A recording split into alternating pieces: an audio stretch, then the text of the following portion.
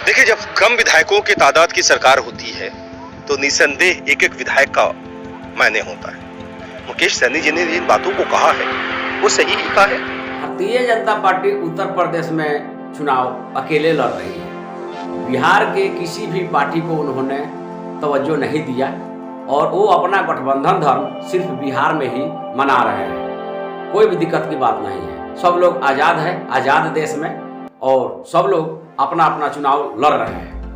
अभी जो राजनीतिक उठापटक की जो सबसे बड़ी वजह की जो बात आई है वो है बोचहा विधानसभा सीट को लेकर के कि कभी भारतीय जनता पार्टी की ओर से बवाल खड़ा होता है तो कभी वीआईपी पार्टी की ओर से। तो इसलिए वीआईपी की पार्टी की तो खैर मांग जायज है, क्योंकि जो भी अलूल जलूल बातें आ रही है वो है भारतीय जनता पार्टी की ओर से। और माननीय मंत्री सोनम मलाह मुकेश सहनी इस समय जो भी कर रहे हैं और जो भी कह रहे हैं वो अपने हिसाब से बिल्कुल सही कह रहे हैं। ये कहना है हम पार्टी के प्रवक्ता दानिश रिजवान जी का। जी हाँ, आप देख रहे हैं जीजी भोजपुरिया न्यूज, मैं हूं गौतम। चलिए, दानिश रिजवान जी ने क्या कहा कि पूरे बिहार में शराबबंदी को लेकर के मुख्यमंत्री नीतीश कुमार ने कानून बना रहे हैं। डेली नए नए कानून बनाते हैं और डेली फेल हो जाता है। उन्हीं के गृह जिले नालंदा में जिन 13 लोगों की शराब पीने की वजह से जो मौत हो गई, उसके लिए पूरे तौर पर नीतीश कुमार जिम्मेदार है।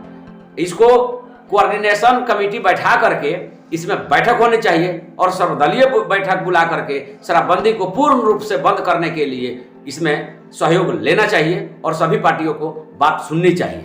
और पार्टी के गाइडलाइन से जो अलग हट करके जो पार्टी के प्रवक्ता लोग कभी कुछ बोल जाते हैं, कभी कुछ बोल जाते हैं, जिसके वजह से बिहार में राजनीतिक उठापटक बढ़ जाता है। इसलिए कोऑर्डिनेशन कमेटी की दानिश रिजवान जी ने मांग की कि बहुत पहले से मांग किया जा रहा है, लेकिन ये ध्यान नहीं दे रहे हैं, इसीलिए राजनीतिक संकट खड़ा हो जा रहा है।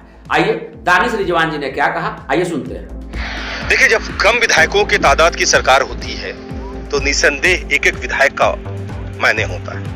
मुकेश सहनी जी ने जिन बातों को कहा है वो सही ही कहा है। एक एक विधायक का महत्व है। उनके दल के साथ 3 विधायक है अभी वर्तमान में। एक विधायक की आकस्मिक निधन हो गया, 4 विधायक थे।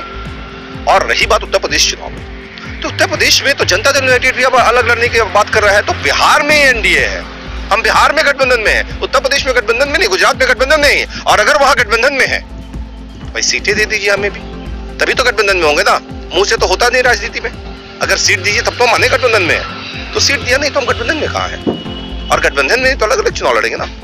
क्या लगता है कि जिस तरह से अभी लगातार एनडीए में बयानबाजी का दौर है वो अब थमना चाहिए कि नहीं? देखिए, इसीलिए हमने लगातार कोऑर्डिनेशन कमेटी की मांग करी है। ये कोऑर्डिनेशन बन जाना चाहिए, क्या बोलना है, क्या एजेंडा होगा। और कहीं ना कहीं से कोऑर्डिनेशन का अभाव है, जिसकी वजह से इस तरीके की बयानबाजी हो रही है। सही मायने में अगर बयानबाजी को रोकना है तो कोऑर्डिनेशन बनाना पड़ेगा। जैसे देखिए, शराबबंदी पर हम बोल रहे हैं और आदरणीय सुशील कुमार मोदी जी का एक ट्वीट आता है कि शराबबंदी बहुत कारगर कानून है। अगर सुशील मोदी जी को कारगर कानून लगता है तो पूरे देश के कई राज्यों में भारतीय जनता पार्टी की सरकार है, केंद्र में भी भारतीय जनता पार्टी की सरकार है, वो राज्यसभा के सांसद है, पूरे देश में शराबबंदी करा दीजिए।